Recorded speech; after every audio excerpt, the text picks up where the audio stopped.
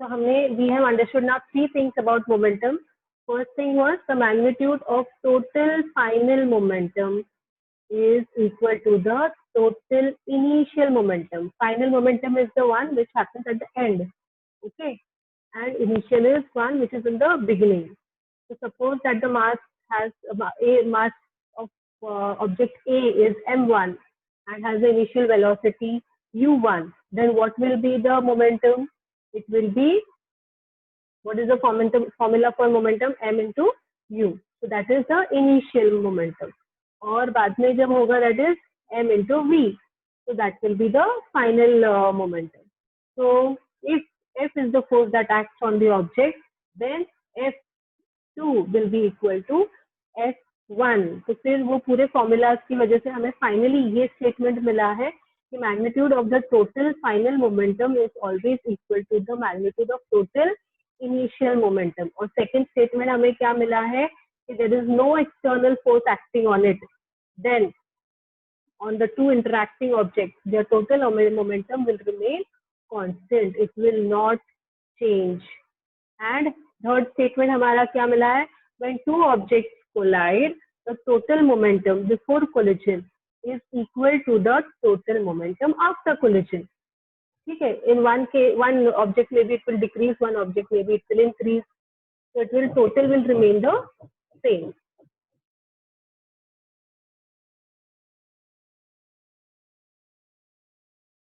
इधर एक एग्जाम्पल दिया, मैं आपको रीड कर रही हूँ. In order to understand this principle, let us consider the example of a bullet fired from a gun.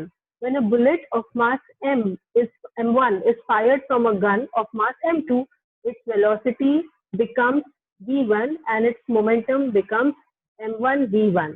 Before firing the bullet, both the gun and the bullet are at rest, and hence the total initial momentum is 0.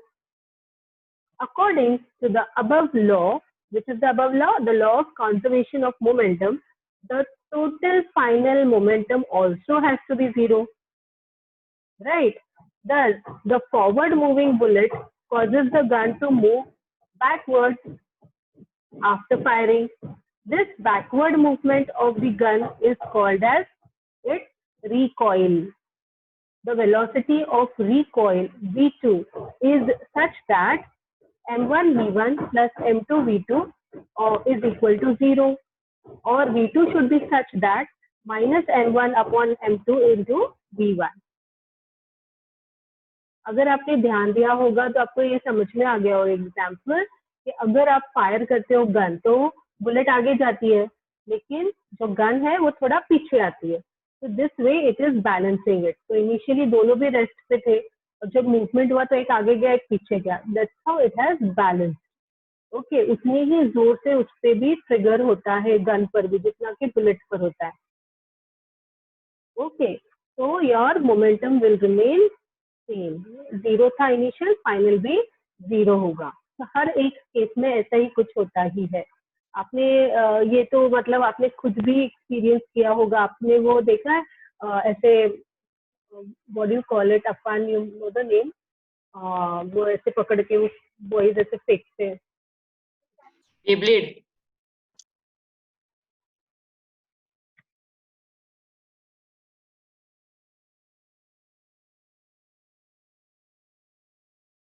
हाँ, क्या बोला? Beyblade. कैटरपिल. ऐसे खींच के छोड़ देते हैं ना, क्या स्टोन नहीं बोलते इसमें लगा के?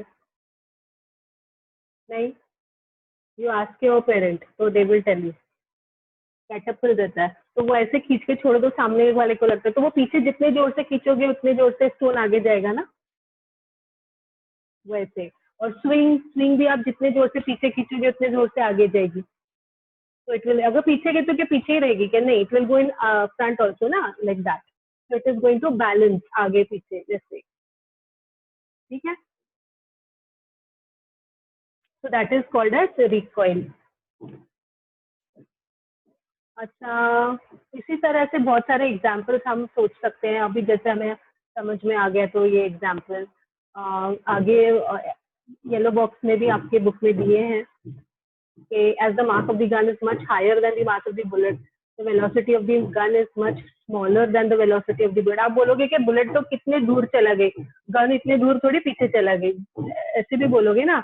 लेकिन आपको ये भी समझना है कि बुलेट का मास छोटा है, गन का मास ज्यादा है, हैवी है, तो इसलिए पीछे नहीं जा सकती. तो that's how m into v भी वो बैलेंस हो रहा है ना. समझ रहे हो, उसका m छोटा है, इसका m ज्यादा है. That's why the magnitude of momentum of the bullet and that of the gun are equal and their directions are opposite. Thus, the total momentum is constant. Total momentum is also constant during the launch of a rocket. Rocket का भी example इसी तरह से है. So now we come to the first solved example. उसके पहले भी ना हमें एक इक्वेशन लिखना है. इसका इक्वेशन लिखिए. The formula for momentum is, the formula for initial momentum is, formula for initial momentum is, दो मोमेंटम है ना, एक इनिशियल है और एक फाइनल है. So the formula for initial momentum is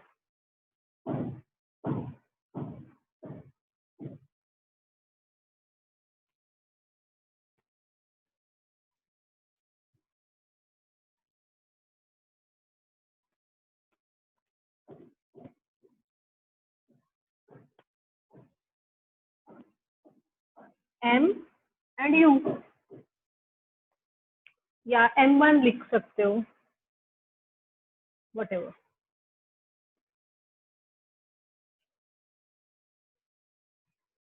क्योंकि हम लोग दो ऑब्जेक्ट्स ही ले रहे हैं.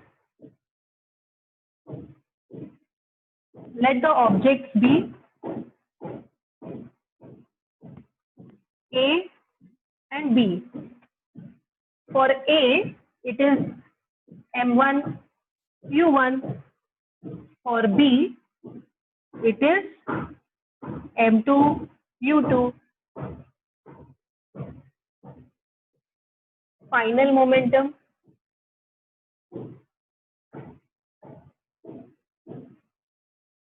m1 p1 for A and m2 u2, sorry p2 for B.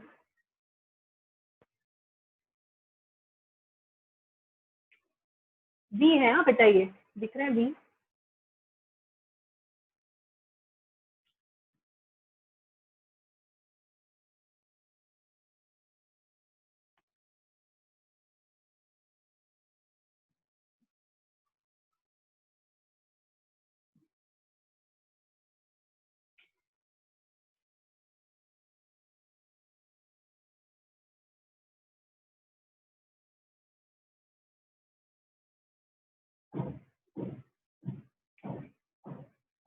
लेकिन फोर्स का फॉर्मूला याद है आपको, but force is equal to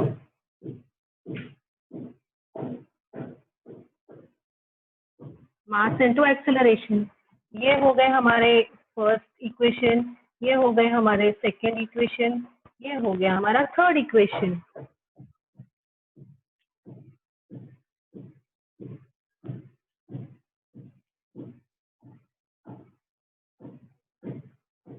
So suppose that is an object A has mass m1 and its initial velocity is u1, and ये सब मैंने लिखाया नहीं आपको, आपको पता है ना क्या लिखना है, तो आप लिख सकते हो, but it is very easy. m1 is initial mass of the object A. ठीक है, फिर भी हमने लिखा objects are A and B, initial momentum and this. Okay, suppose an object A has mass m1, ये मत लिखो, ये बस सुनो आप. Suppose an object A has mass m1 and its initial velocity is u1. An object B has mass m2 and its initial velocity is u2. According to the formula of momentum, the initial momentum of A is m1 u1 and the initial momentum of B is m2 u2. यहाँ तक clear है? Okay. Suppose these two objects collide. A and B collide, है ना? Let the force A due to B F1. This force will cause acceleration in A. In its velocity will become v1. इसका जो force है, दोनों collide होने से A से B पर फोर्स हो रहा है F1, तो वो मूव होगा. ठीक है, और इसका फाइनल वेलोसिटी चेंज हो जाएगा. इसका v1 हो जाएगा, इसका v2 हो जाएगा. तो final velocity after the collision is m1 v1 and m2 v2. So that is the final momentum. So according to Newton's third law of motion, A also exerts an equal force on B. अगर A ने B से A पर force हुआ है तो B भी तो exert करेगा ना. नेगेटिव फोर्स तो रिएक्शन होता है ना थर्ड लॉ में. Every action has an equal and opposite reaction. तो उसके हिसाब से it will also have a reverse reaction. That's why we got this as m2 v2. अगर B का फोर्स A पर हो रहा है इसलिए ये फाइनल वेलोसिटी इसकी v1 हो गई. तो ये भी तो u2 से चेंज होकर v2 हो गया. कि वो वैसे ही थोड़ी रहेगा, वो भी तो चेंज होगा ना. अभी हमने जो एग्जांपल देखे गन का जो बुलेट का, दोनों पर हो रहा है ना इफेक्ट. क्लियर? ओके. फिर इसके आगे हम देखते हैं. तो वो इफेक्ट की वजह से if F2 is the force that acts on the object, B ने इस पर फोर्स दिया है, दैट फोर्स इज F1, और A ने B पर फोर्स किया है, that is F2. So we get two forces. B gives F1, A gives F2. ठीक है. So what is F1 according to this? F1 will be क्या होगा? पहले तो इक्वल एंड ऑपोजिट है. F2 and is equal to minus F1. कोई कुछ भी लिख सकते हो, है ना. This is equal and opposite.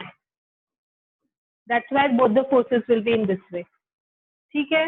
अभी ये F2 है क्या? इस फॉर्मूला से हम ले सकते हैं m2a2 is equal to m1a1. Minus sign you should not forget. ठीक है. इसके आगे हम क्या कर सकते हैं? a2 की जगह हमें इसका फॉर्मूला डालना होगा. आपको याद है क्या है एक्सेलरेशन? कल ही क्या है, भूलना नहीं है. जल्दी जल्दी बोला, अपना टाइम बहुत जल्दी जाता है, कोई भी लॉग आउट हो जाएगा बीच में.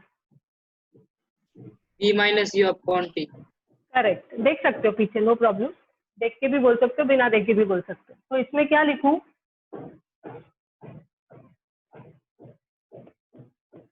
अच्छा चल रहा है, चलो बोलो. V minus U upon T. नहीं बेटा, V2 माइनस U2 हाँ. अपॉन 2 कौन बोलेगा? देखो तुम्हारी नहीं तो मेरी लाइट जाने वाली. जल्दी जल्दी लिखो. M1, I am getting signals over here.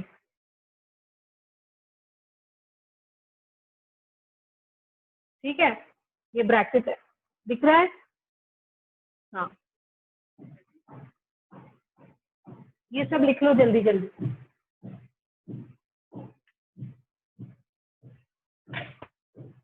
सोच गया कुछ तो. आई ऑल देयर? कैन